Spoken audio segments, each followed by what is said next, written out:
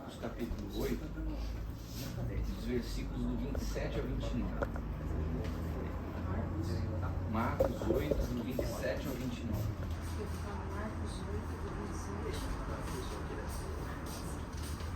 Saiu Jesus e seus discípulos para as aldeias de Cesareia de Filipe, e no caminho perguntou aos seus discípulos, dizendo: quem dizem os homens que eu sou? E eles responderam: João Batista, e outros Elias, mas outros uns dos profetas. E ele lhes disse: mas vós, quem dizeis que eu sou? E respondendo Pedro, lhe disse: tu és o Cristo. Eu acho interessante esse texto porque tinha muito forte dentro da cultura judaica que 3 testemunhos eram suficientes para construir um testemunho perfeito.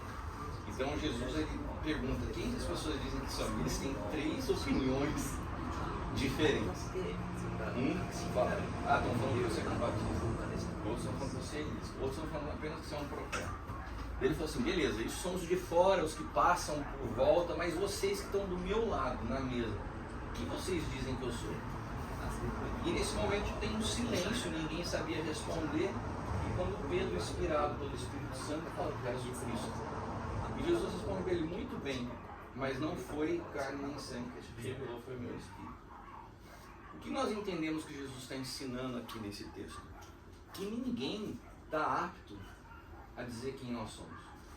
A nossa identidade, ela não pode ser, por exemplo, eu posso ter uma impressão do Jansen conhecendo ele hoje, mas eu não posso afirmar quem ele é.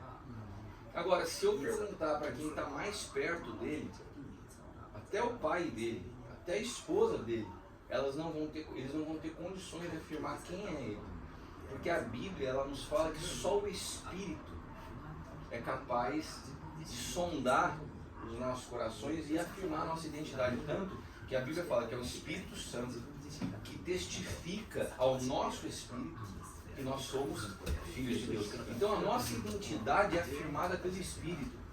Porque existe uma identidade nossa eterna antes, como nós falávamos antes, das marcas que nós vamos recebendo ao longo da vida que tentam roubar de nós essa identidade. Então você nasce numa casa onde você tem problema com teus pais, ou você nasce numa casa onde teus pais são pastores, você se torna um missionário, e a realidade é que a nossa identidade ela vai sendo moldada por circunstâncias, nossa identidade não, nosso comportamento, e vai nos distanciando muitas vezes de uma identidade eterna que só o Espírito pode nos trazer. Paulo tinha sido moldado por uma cultura judaica e religiosa, mas quando ele se encontra com Cristo, ele fala assim: eu era um menino, pensava como menino, mas quando eu cheguei a ser homem, eu deixei as coisas de menino. A religião para Paulo, ele considerava coisas de menino, porque ele falou assim: o meu pensamento sobre Deus era muito limitado. E nós precisamos estar atentos, né, se nós não estamos fundamentando a nossa identidade na opinião de pessoas e não no Espírito. Porque Jeremias, capítulo 1:5, fala: antes de te formar no ventre materno eu te escolhi. Antes que viesse ao mundo eu te separei e te designei para a missão de profeta das nações. Ou seja, há um desenho eterno concebido por Deus antes da nossa formação. E esse desenho que às vezes vai ser maculado pelas circunstâncias ou por situações que roubam a nossa identidade, né?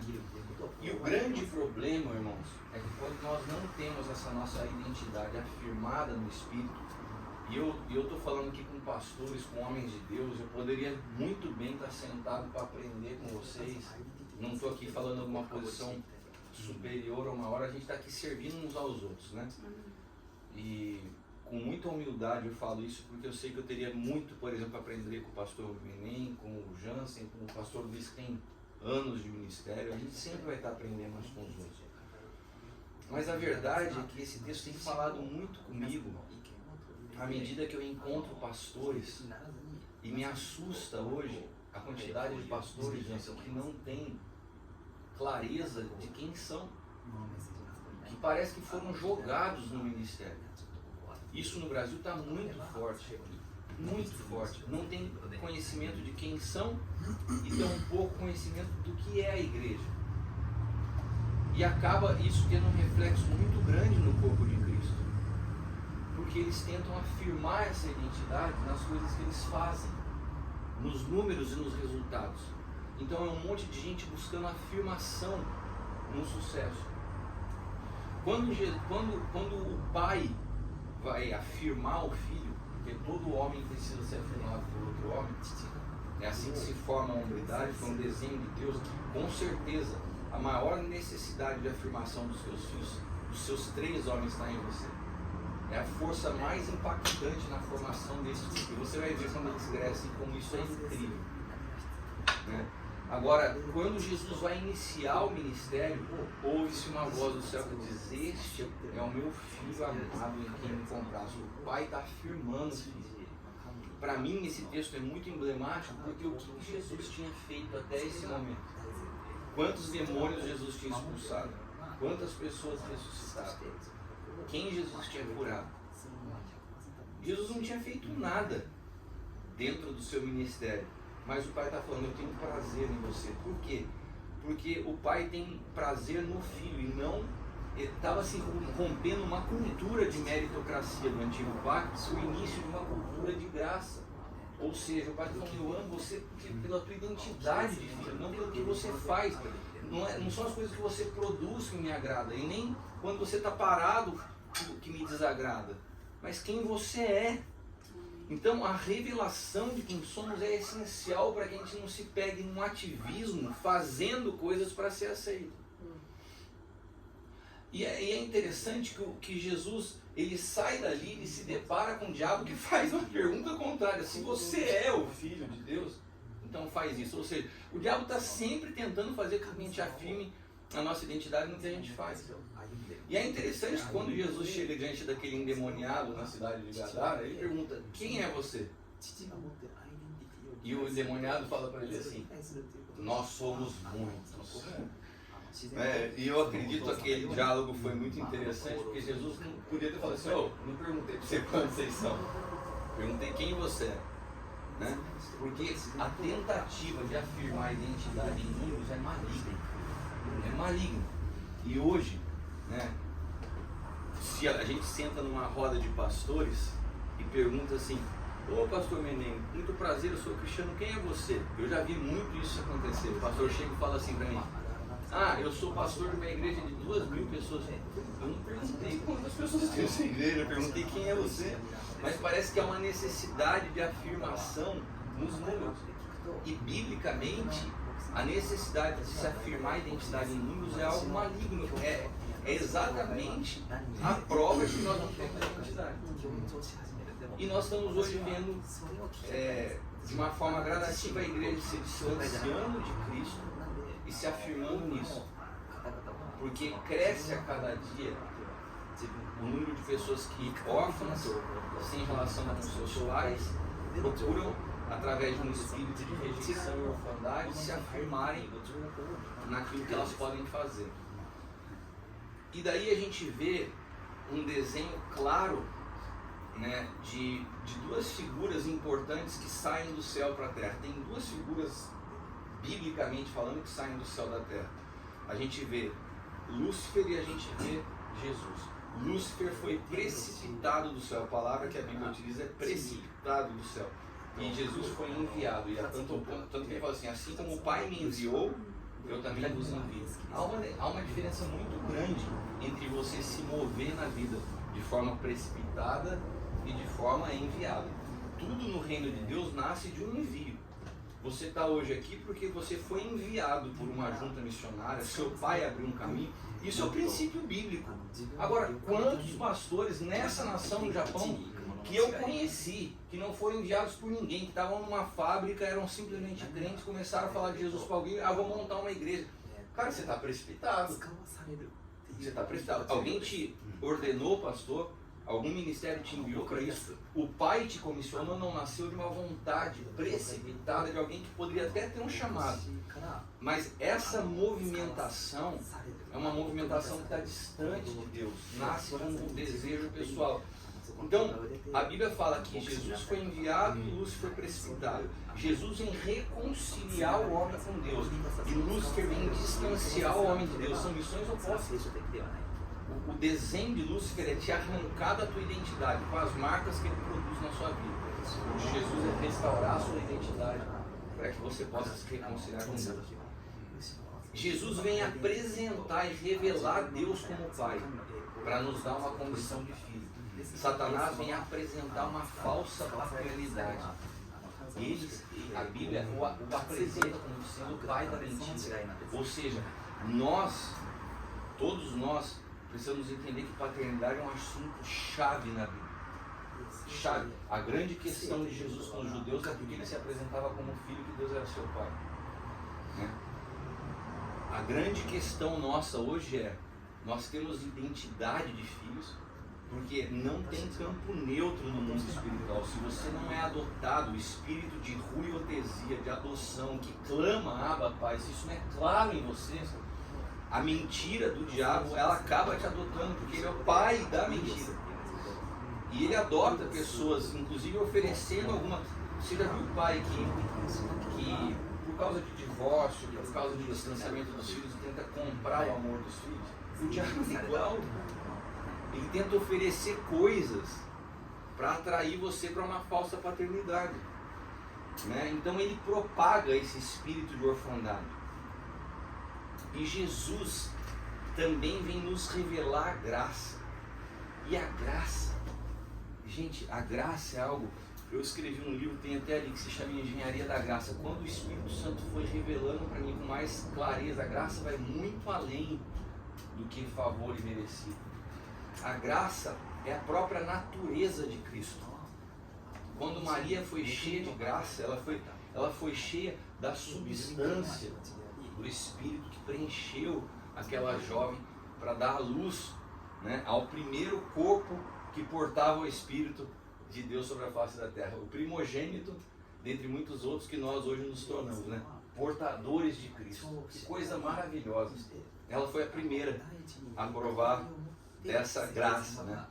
Mas o inimigo vem distorcer a graça. Como que ele vem distorcer a graça? Tentando colocar preço naquilo que não tem valor, naquilo que é impossível de ser avaliado, né? Ou, se fosse falar num espanhol, evaluado, né? É impossível você colocar preço, mas o inimigo, o mal nasce da precificação do bem. E é isso que eu quero agora avançar com vocês. A gente passou essa introdução sobre identidade para chegar nesse momento que eu acho importante de se entender, nós como igreja, como pastores. E a ideia do Aljava, Jansen e pastor Menem, é que o pastor Menem participou ano passado, que eu sempre tento trazer uma palavra mais rápida e para a gente junto conversar sobre ela, ver seu ponto de vista sobre o que eu estou falando, ouvir, construir junto. Ninguém aqui está trazendo uma imposição de um pensamento. A ideia é construir junto na mesa algo para que a gente possa edificar como corpo, né? Então quero ler com vocês um texto, vou ler só o início dele, Ezequiel 28, que fala sobre esse querubim ungido. Ezequiel 28.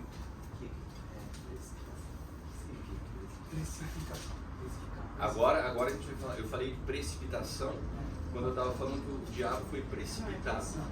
Não, primeiro eu falei de precipitação, e agora eu estou falando de precificação, é dar preço, colocar preço. Agora eu vou falar da precificação, de colocar preço.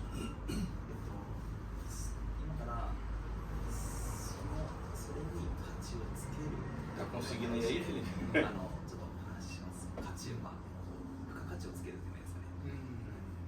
Vamos lá, Ezequiel 28, eu vou ler a partir do versículo 14.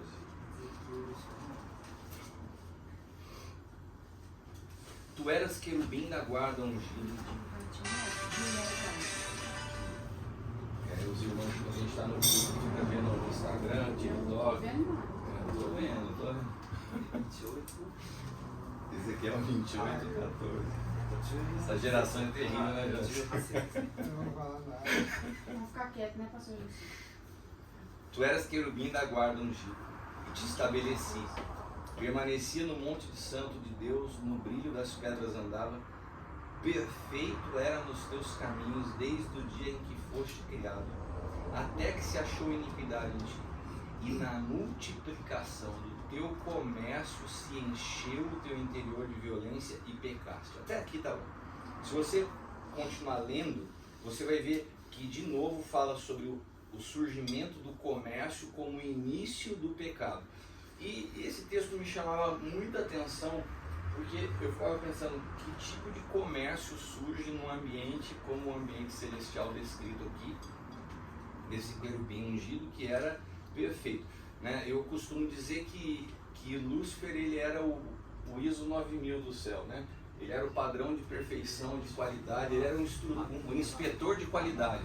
Tudo que era bom, tudo que era perfeito passava por ele. Ele era o cara que avaliava, ele era a medida de aferição. Olha que coisa forte, um querubim que era a medida de aferição do que era perfeito. Aferição é como se fosse um prumo, o que está fora está errado. Ele era o que mostrava o que estava correto. Ele era esse cara que carregava até que surge um negócio no coração dele. E aqui está a origem de todas as coisas.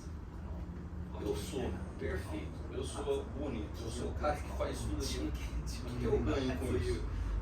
Na verdade, quando ele começa a achar que ele pode pôr preço naquilo que ele fazia, que era um bem gratuito, a precificação do bem, o comércio do que é bom, dá origem ao pecado. E aqui, essa natureza, ela acaba sendo a natureza que corrompe Adão, que corrompe Eva e que vai permeando de geração em geração. O pecado, ele nasce de você pôr preço no que é graça, de você pôr preço no que é bom. Tanto que para Deus não são as nossas ações que são avaliadas, mas as intenções do nosso coração. Tem gente que se choca até hoje com a história de Davi. Por que Davi era um homem segundo o coração de Deus e cometeu as atrocidades que cometeu? Aparentemente, Saul fez coisas piores que Davi. Né? E por que Davi agradava a Deus? Porque Deus, ele está mais focado no que está no teu coração do que naquilo que você faz. A intenção do coração.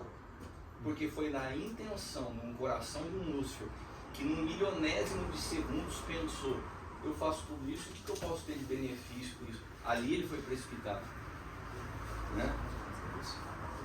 Quando a gente consegue discernir essa realidade na nossa vida, quando muitas vezes nós carregamos uma lista invisível das coisas boas que nós fazemos e começamos a construir, seja no casamento, seja na relação com os filhos, seja na relação com o ministério, seja numa empresa, uma lista de coisas boas que nós fazemos e nós vamos pôr numa balança.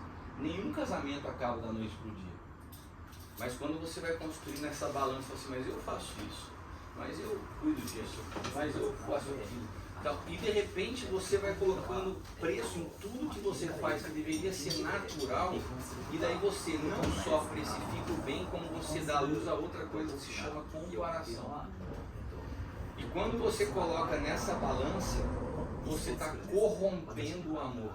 A precificação do bem, ela corrompe o amor. Né?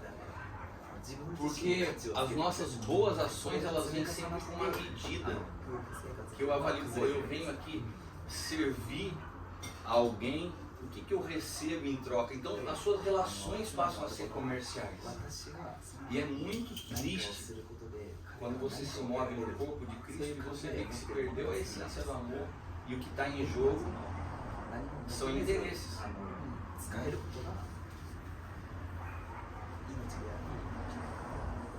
Todos nós somos chamados a frutificar, mas porém tudo em nós tem que nascer da graça, senão vai gerar comparação. Né? E toda essa corrupção da queda, ela se propagou por todas as famílias. Ela nasce, assim como é na família que você gera, constrói identidade paterna e entendimento de amor, é na família que se corrompe os valores mais preciosos. Né? Então, se você parar para pensar, essa comparação e essa corrupção, ela vai passando de família para família. Ela começa em Caim e Abel. Porque ele olha e fala assim: caramba, Deus aceitou a oferta do meu irmão, não aceitou a minha. A precificação do bem, a raiz maligna, ela vai passando, traz da origem ao primeiro assassinato. Você vê Esaú e Jacó. você vê José e seus irmãos. Aquilo ali vai ser enraizado no seio familiar. E as famílias dão origem à sociedade. Você vê, o Japão hoje é o reflexo das famílias do Japão. O que as famílias japonesas vivem, a desconfiguração da família reflete na sociedade. E se você for para o Novo Testamento, continua. Marta e Maria, viu uma comparação. Pô, Senhor, você não está vendo que eu estou trabalhando aqui pra caramba, minha irmã ficou de boa aí? Por que tem a comparação? Porque você põe preço no que você faz. Dá vontade de falar para ela, fica na sua fazendo o que você está fazendo aí. Você está servindo de boa, deixa a outra lá. Mas parece que você faz, você coloca preço no que você faz, e quando você coloca preço, você compara com o do outro. O filho pródigo, irmão. O filho pródigo volta, a única coisa que o pai quer é abraçar. Agora o cara que estava dentro de casa, estava perdido dentro de casa, falou assim, por que ele tem essa festa e eu não? Então nasce dentro do ambiente familiar. Irmãos, quando Deus olha o mundo, Deus olha o mundo através do governo da igreja. Nós precisamos fazer a lição de casa de olhar para dentro de nós como igreja. O que está acontecendo conosco como igreja? As comparações, as competições, né? Que elas não refletem a Cristo. Não refletem a Cristo. Se nós não tivermos a nossa identidade firmada em Cristo, revelada pelo Espírito, é uma luta de tentar fazer para ser aceito, né? E sempre com essa mentalidade de receber recompensa pelo que foi feito. E tem um texto que me chama muita atenção. Vamos só trazer aqui com clareza um entendimento que Hebreus fala. O escritor de Hebreus fala que o Antigo Testamento eles são sombras e figuras de realidades futuras. Então todas as lições do Antigo Testamento são fatos que aconteceram reais, eles apontam para realidades espirituais. E eu poderia citar inúmeros textos. Abraão com Isaac, apontando para Cristo, a saída do Egito para a Terra Prometida, apontando para a nossa saída dessa natureza branca para chegarmos numa nova vida em Cristo. E tem um texto que me chama muita atenção, que é o encontro de Rainha de Sabá com o rei Salomão. O encontro da Rainha de Sabá com o rei Salomão é uma cena profética da igreja com Cristo, de nós nos encontrando com Cristo. E nesse cenário, o que é muito incrível é que a Rainha de Sabá ela não fica admirada com realidades de riquezas, tal. O que ela admira, a Bíblia fala, é a maneira como que os criados se comportavam à mesa. Era a maneira que a mesa era servida, e ela fica impressionada com a maneira como Salomão ofertava. E eu quero me deter nesses 3 pontos, porque eles apontam para 3 realidades espirituais do impacto que a Rainha de Sabá, que é um símbolo da igreja, nesse encontro com Salomão, que é um símbolo de Cristo. Então vamos lá. Se a gente for trazer para a nossa vida, nós precisamos, Paulo ressalta isso todas as vezes, não colocando os olhos nas coisas que se veem, porque o que se vê é temporal, mas nas coisas que não se veem, porque as que não se veem são eternas. Irmãos, nós não podemos entrar num piloto automático da fé, fazendo coisas, e perdendo de vista o que nós estamos edificando no Espírito, porque a fatura vai chegar. A fatura chega com os nossos filhos, a fatura chega no casamento, a fatura chega inclusive com a nossa frustração no momento de olhar para a nossa vida. Quando eu estou com 51 anos de idade, parece que você chega numa idade que você chegou no segundo tempo do jogo, né? Você vai pro vestiário, o técnico está falando com você, deixando assim, bom, já foi metade, e agora? O que eu fiz da minha vida, técnico? Então esse momento de reflexão me leva a entender o seguinte: existem pontos desse encontro que são verdades espirituais que eu tenho que estar atento. Um deles, como é a mesa da minha casa? Essa mesa da casa de Salomão impacta a Rainha de Sabá. Existem pessoas que falam assim, você encontra alguém que você nunca viu na vida, você fala assim, eu queria te convidar para ir a um culto na minha igreja. Amém, glória a Deus, beleza. E se essa pessoa que você convidou para ir num culto na sua igreja, você convidasse para conviver com você na mesa da sua casa, será que ela aceitaria o Jesus que você prega na igreja? Porque a nossa mesa em casa, ela diz mais a respeito da nossa vida espiritual do que a maneira que você funciona na igreja.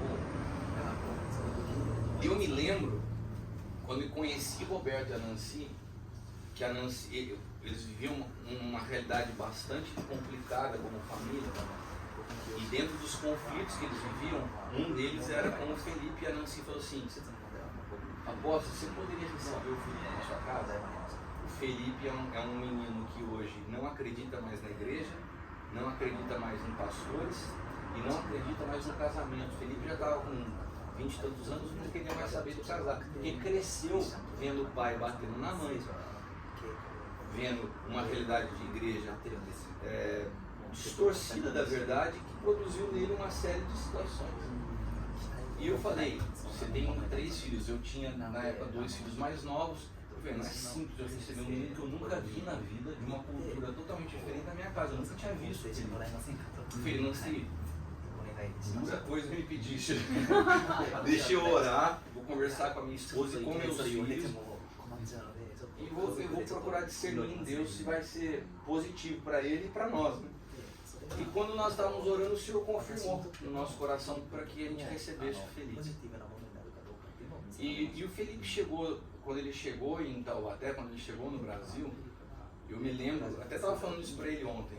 O Felipe chegou e eu fiquei assustado com o quão ansioso o Felipe era.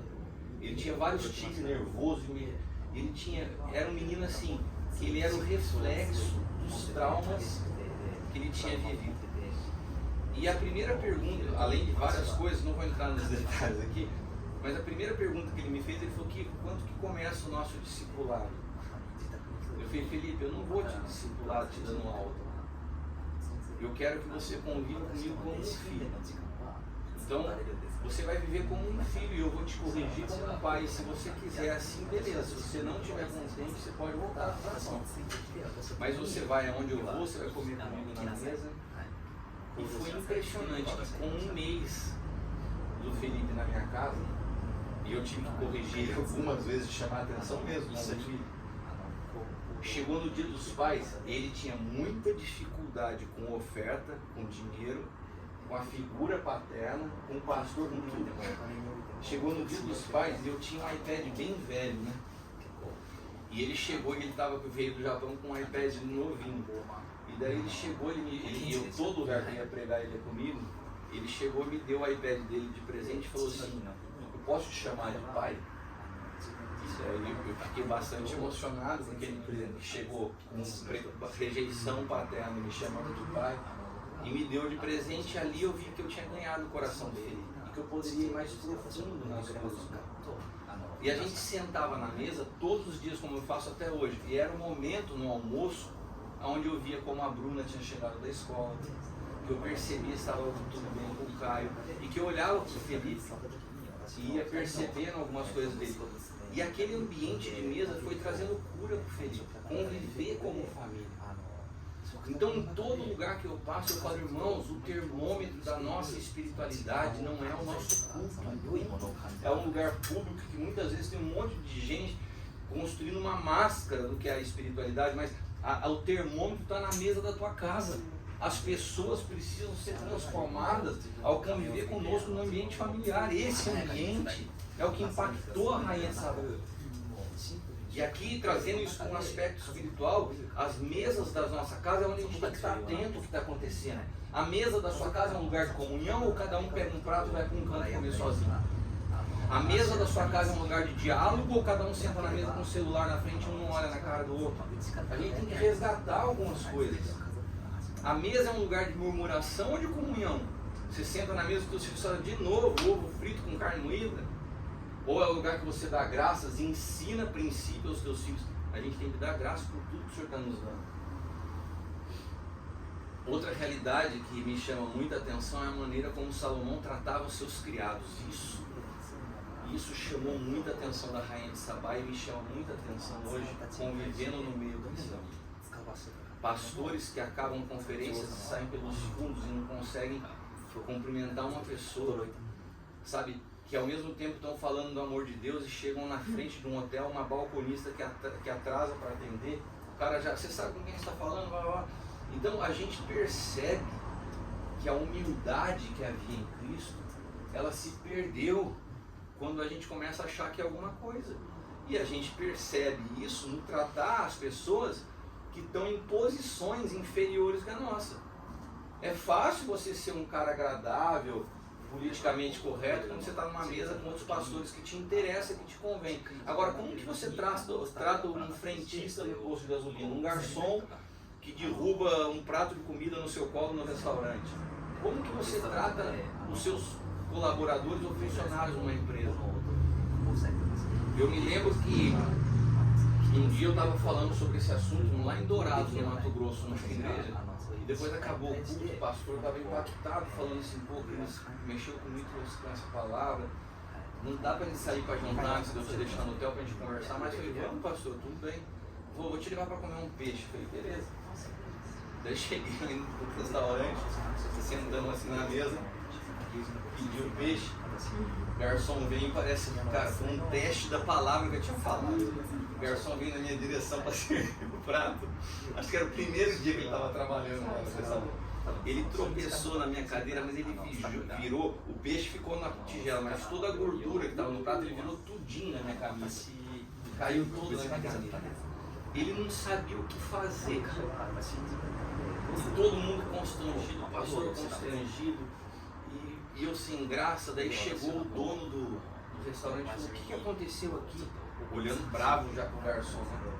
Eu falei assim, nossa, eu falei pra ele, o senhor me desculpe. Eu bati o braço no negócio, eu derrubei isso tudo em mim, o senhor me desculpa. Ele olhou todo assustado, porque ele foi para chamar a atenção do garçom e eu trouxe o negócio para mim. Quando o cara foi embora, o dono do restaurante, o garçom olhou para mim com o olho cheio de lágrimas e falou assim, eu queria te agradecer, eu sei que fui eu que derrubei, mas hoje era o meu primeiro dia de trabalho, eu não podia perder esse emprego. E naquele dia, eu percebi que aquilo que era um detalhe na minha vida podia custar o emprego daquele cara. E às vezes, a gente não está nem aí para o outro. A gente desapercebeu como igreja quem está do nosso lado, sabe? A gente não consegue mais ver quem está do nosso lado, as dores que as pessoas estão passando, as dificuldades, porque a gente se tornou tão religioso que a nossa espiritualidade ela dura até a hora que o culto acaba, né? Então, a maneira que Salomão tratava os seus criados chama a atenção da rainha de Sabá.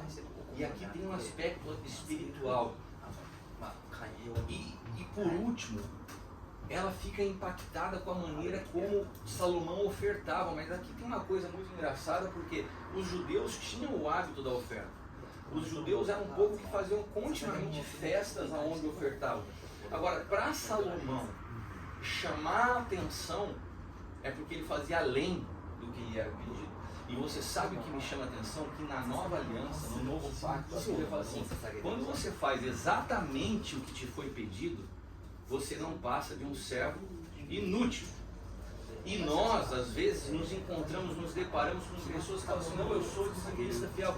Cara, o que é ser dizimista fiel para você? É você dar exatamente na vírgula 10% do que você recebeu. Isso na Bíblia não é dizimista fiel, isso é servo inútil. E a gente está valorizando pessoas que, segundo a Bíblia chama de inútil, a gente está falando que é dizimista fiel. E Salomão, lá no Antigo Testamento, longe da graça, já tinha entendido algo. Eu não vou fazer somente o que está todo mundo fazendo, eu quero ir além. E esse coração que agradava a Deus de forma que nascia dentro dele, não estava preso a conduzir uma tabela, isso chamava a atenção. Olha o que diz. Deixa eu ver se eu acho aqui o texto.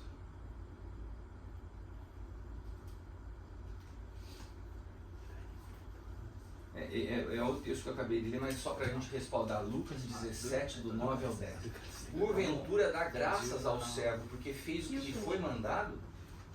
Lucas 17, do 9 ao 10.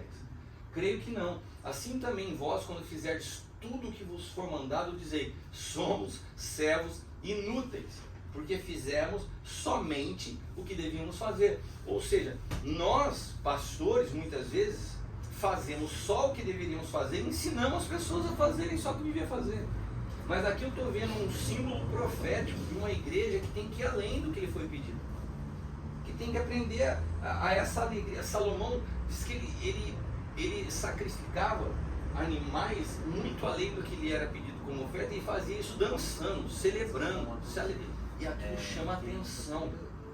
Sabe, se a gente também quer estar atento à nossa espiritualidade, Não me diga quantas vezes você ora por dia, mas apresenta a fatura do seu cartão, o extrato da sua conta bancária. Ela diz mais da tua espiritualidade do que o quanto você diz que ora ou que você lê a Bíblia. Porque a maneira como a gente lida com o dinheiro, ela aponta muito o quanto nós amadurecemos.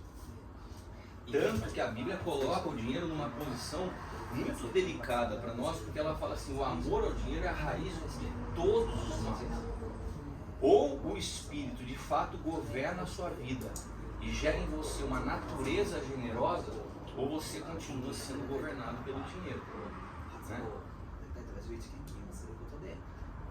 Às vezes a gente fica na nossa zona de conforto.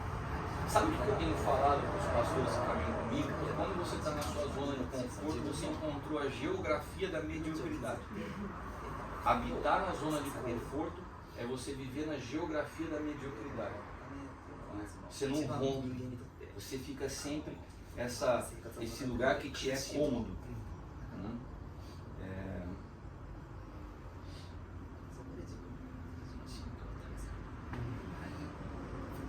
Eu só vou compartilhar mais uma experiência que eu vivi em São Paulo 2 anos atrás, e daí eu quero fechar isso aqui para que a gente possa bater um papo.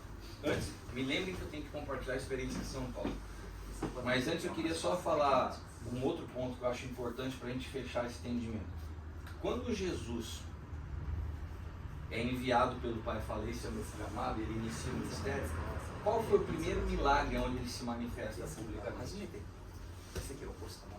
Vamos lá, para transformar a água em vinho. Ali foi a primeira manifestação pública de Jesus, né, se revelando como alguém que trazia atributos de um profeta diferente, assim, que as pessoas olhavam, né? Vamos dizer desse jeito. E quando você estuda teologia, tem muitos teólogos que mencionam sempre o princípio da lei da primeira menção. Que é o seguinte, todas as vezes que um assunto é mencionado pela primeira vez na Bíblia, ele tem um aspecto de fundamento onde você tem que colocar os olhos e falar assim, olha, a primeira vez que a ressurreição é manifesta na Bíblia, por exemplo, Abraão com Isaac, ali tem um aspecto profético que você tem que estar atento ao que o Senhor está querendo nos ensinar ali, tem princípios ali. Quando tem o primeiro milagre, ele é muito emblemático, porque Jesus está dando ali para o mundo o sinal, o que eu vim fazer aqui? Está tudo demonstrado naquele milagre. Se você pegar todos os outros milagres de Jesus, quando acaba alguma coisa, ele sempre multiplica. Teve 2 multiplicações de pães, há sempre a multiplicação do que está acabando, mas ali ele não multiplicou o restinho de vinho. Ele não pegou o restinho de vinho e falou assim, vamos multiplicar esse vinho aqui. Ele poderia ter feito isso, mas ali ele estava dando um recado. Para que eu vim? Ele pega as talhas que estavam vazias, manda encher de água. Ele chega com aquelas talhas cheias de água e ele não transforma o estado físico da água. Ele não transformou a água nem em vapor e nem transformou a água em pedra de gelo, né? Ele transforma a substância da água, ele transforma a água em vinho. E a gente percebe que hoje a gente vê um evangelho que oferece para as pessoas o oposto disso. Venha porque Deus vai transformar a sua situação financeira. Venha porque Deus vai transformar a realidade do teu casamento. Tudo aquilo que é consequência nós colocamos como o centro, e esse não é o centro do Evangelho. O centro do Evangelho é venha para que a sua natureza seja transformada. Venha, prove da cruz para que se você morrer com Cristo, com Ele você possa provar uma nova natureza. Se nós temos a nossa natureza transformada, o estado das coisas é uma consequência. Agora, quando o enfoque do Evangelho está em mudar o estado das coisas, a gente vai produzindo um povo que quando tem os problemas resolvidos eles vão embora. É a história dos leprosos. A minha cura eu já consegui, por que eu vou querer me amoldar ao padrão de ser discípulo? Então nós precisamos entender essa raiz da nova aliança, que é a transformação de natureza, que foi exatamente aonde aquele jovem rico foi pego. Ali estava numa fase de transição da história. Olha, não tem mais a meritocracia de cumprir a lei para alcançar algo. Agora vende tudo que você tem e me segue. Ele olha e fala assim, agora pegou o problema. O problema daquele jovem não era dinheiro. O problema era o status que ele tinha construído, que a bênção que ele tinha estava demonstrada no que ele possuía. Agora é uma realidade do Espírito. Então, meus irmãos, eu creio que Deus vem nos últimos anos me desconstruindo assim das coisas visíveis para entender essas verdades espirituais. Há 4 anos atrás eu estava em São Paulo, eu sou engenheiro civil de formação e nós temos uma construtora de 40 anos de história. E desde o governo da Dilma a empresa começou a passar por problemas até o processo de falência. E durante esse período, na tentativa de recuperar a empresa, eu marquei inúmeras reuniões, tentando buscar investidores, tentando resolver os problemas. E um dia eu cheguei em São Paulo numa reunião com 2 empresários que tinham vindo da Inglaterra, que tinham uma construtora que tinha feito os estágios da Copa do Mundo. 2 jovens muito ricos e muito jovens, com seus 40 anos. E foi na mesa esses 2 jovens, o advogado, meu advogado, mais um advogado e eu, né? Nós estávamos em 5 pessoas. E daí, 5 minutos de conversa, eles olharam os dados da minha empresa e falaram assim, nós não temos interesse. Quando eles falaram, eu estava indo para aquela reunião com muita expectativa. Quando eles falaram, nós não temos interesse, foi um banho de água fria, assim, sabe? Minha vontade foi, nossa, deixa eu ir embora daqui, não tem, já deu errado mesmo. E eles falaram assim, a gente vai almoçar, queríamos que você fosse junto, Cristiano. E eu estava sem graça, queria ir embora, triste, mas não tinha como escapar, fui almoçar com eles. Daí sento na mesa, me sentindo a pior pessoa do mundo, sabe? Você quando você está num estado de perda, você vai se sentindo fracassado, frágil, humilhado. São todos os sentimentos que você passa num processo desse. E naquele momento, na mesa, eles começaram uma conversa assim, quando que você conquistou seu primeiro $1 milhão? Daí o primeiro falou assim, eu conquistei com 20 e poucos anos. Daí o outro falou assim, eu conquistei com 25 anos. E foram rodando no sentido horário, assim, uma mesa redonda. E eu falei, onde essa conversa vai parar? Eu estou num momento que eu perdi tudo na minha vida, e eles falando, tudo jovem, bem sucedido, né? Cada vez que ia falando quando conquistou o primeiro $1 milhão, eu olhava para minha conta bancária que eu não sabia se dava para pagar o almoço do restaurante, eu ia me sentir pior. E daí quando chegou no meu advogado, que era quem estava do meu lado, ele falou assim, nossa, eu ganhei meu primeiro $1 milhão um pouco mais velho que vocês, com 30 e tantos anos, mas perdi logo em seguida no meu primeiro divórcio. Daí todo mundo, começou a rir, né? Daí voltou. O cara, eu também perdi meu primeiro $1 milhão no meu segundo divórcio. E daí eu falei, opa, alguma coisa aconteceu aqui. O relógio estava chegando em mim, eu não sabia nem o que eu ia falar. De repente volta. E cada um deles vai contando as experiências de divórcio. Até que chega no primeiro que tinha falado, o cara estava com lágrima no olho falando assim, não, para mim não só perder o meu primeiro $1 milhão foi um choque, mas perder o contato com meus filhos, porque a minha primeira esposa colocou eles contra mim. E na hora, irmãos, que eu estava naquele estado assim, mental, bem triste, bem abatido, eu ouvi o Espírito Santo falar claramente para mim, quem que é o mais sensível? E daí, naquele momento que eu estava eu e o Espírito Santo, sabe quando você sai do lugar, eu já nem estava ouvindo mais a conversa? Um deles falou assim, o Cristiano não falou ainda de você. E quando eu fui falar, eu estava tão cheio assim do Espírito Santo, eu comecei a chorar e falei assim, olha, a minha história é bem diferente de vocês. Eu me casei, a Leila tinha 18 anos de idade, nós construímos uma história juntos incrível. Eu conquistei muita coisa junto, mas perdi muito nesse processo todo. Mas eu não sei o que é divórcio. Nós vamos completar esse ano 25 anos de casado. Eu almoço todos os dias com meus filhos. E quando eu estava ouvindo vocês, eu estava me sentindo muito fracassado no início. Mas quando eu comecei a olhar o que eu vivo como família, eu me enchi de alegria e falei, eu acho que eu sou o cara mais bem sucedido dessa mesa. E quando eu terminei de falar, aqueles homens estavam todos chorando, me perguntando se eu era pastor, querendo entender mais o que tinha acontecido na minha vida. E a partir daquela reunião, o Senhor definitivamente tirou meus olhos das circunstâncias para entender tudo que Ele construiu na minha vida no Espírito, através dos processos de perda. Então nós precisamos entender aonde nossos olhos estão colocados. Ou a gente entende a realidade do que Deus está construindo no Espírito, ou a gente vai sempre ser pego pelas circunstâncias da nossa vida. E muitas vezes, se a gente olhar dessa forma, a gente vai achar que Deus falhou conosco. Mas se a gente olhar pelo Espírito, no meio dessas circunstâncias, Deus está sempre produzindo o que para Ele é mais importante, a transformação da nossa natureza. Né? E o estado, a volta, é só uma consequência. Amém? Eu acho que minha meta era falar, a ideia da mesa nossa, a gente ter aqui até mais ou menos meio-dia. Eu usei metade do tempo que eu falava e queria agora abrir para vocês, não sei se o pastor Sensei Menem gostaria de compartilhar alguma coisa sobre isso.